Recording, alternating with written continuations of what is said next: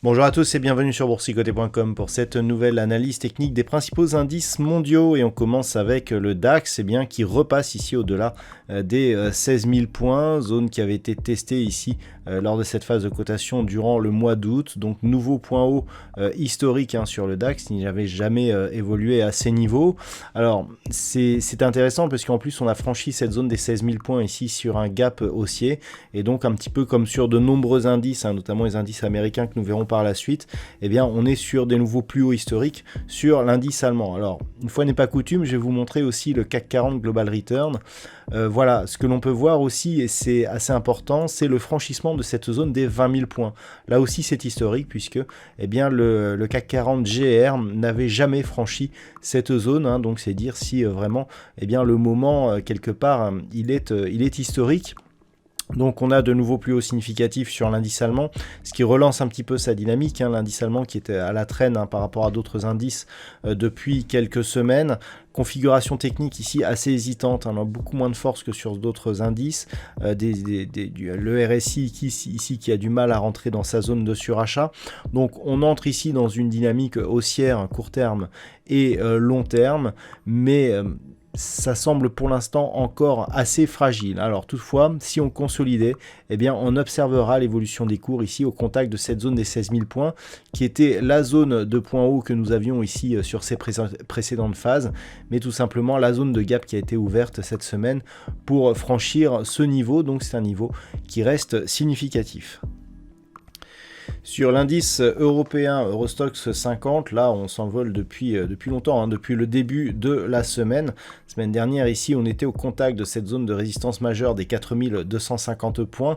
On a franchi cette zone sur un gap, on a même une fenêtre haussière et on a continué ici pour venir au contact donc de la bolle supérieure en fin de semaine, donc une configuration fortement haussière, des histogrammes du MACD avec une belle amplitude, un RSI ici en zone de surachat. On n'a jamais coté aussi haut sur l'Eurostoxx 50, donc la validation de la rupture ici de cette zone des 4250 points de cette manière est relativement forte, donc on a une tendance ici qui est très dynamique et qui pourrait nous emmener encore assez loin. En cas de consolidation, c'est cette zone justement des 4250 points qu'il faudra surveiller pour éventuellement détecter des signaux de retournement. Actuellement, on ne peut que tracer ici une extension de Fibonacci sur la dernière phase de consolidation pour définir un objectif qui se situe actuellement à 4430 points, sachant que l'on a clôturé cette semaine à 4363 points. Cet objectif est à porter la semaine prochaine.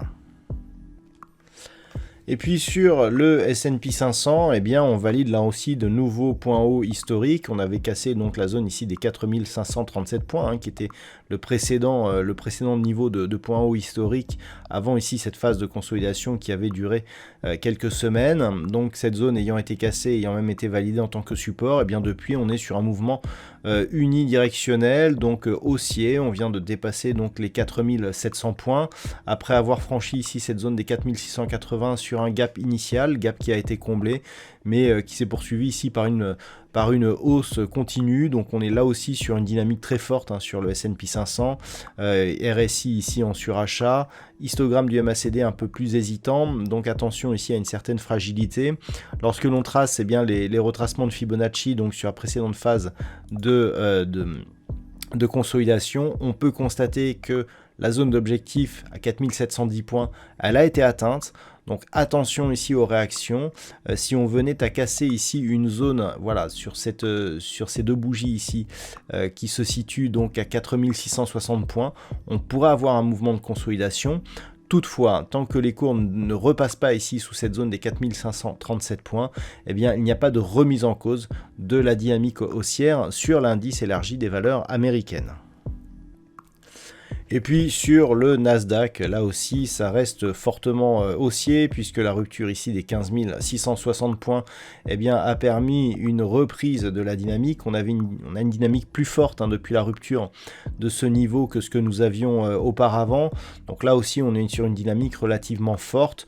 Toutefois, si on essaye de faire le même tracé que sur le S&P 500, eh bien, on peut s'apercevoir que l'extension de Fibonacci ici a été manquée de peu. Cela nous indique que le Nasdaq est en légère sous-performance par rapport au S&P 500.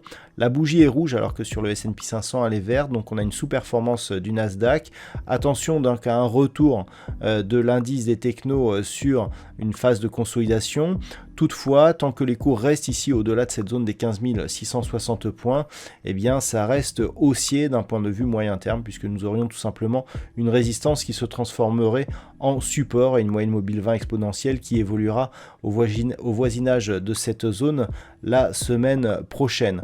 Donc ça reste haussier, on attend de voir éventuellement si l'objectif des 16 515 points sera atteint, mais ça reste donc fortement haussier sur l'indice des technos américaines. Et puis on termine cette analyse avec le Nikkei, donc l'indice japonais qui évolue toujours ici dans un range entre 27 385 et 30 500 points. Donc il n'y a pas une grosse dynamique, on a eu ce gap ici, mais une évolution qui au final n'est pas très forte.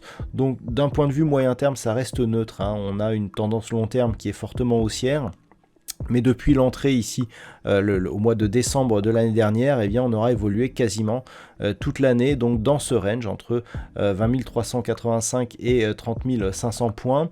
On reste pour l'instant en contact de ces zones, malgré ici une petite dynamique haussière qui est en train de se développer d'un point de vue court terme, mais ça reste globalement neutre sur l'indice japonais.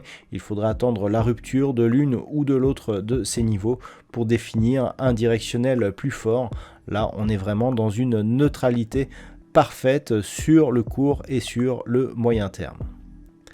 Voilà donc ce que l'on peut dire sur cette analyse technique de ces principaux indices mondiaux. Je vous souhaite un bon week-end et on se retrouve dès la semaine prochaine pour d'autres analyses techniques, toujours sur le site boursicoté.com.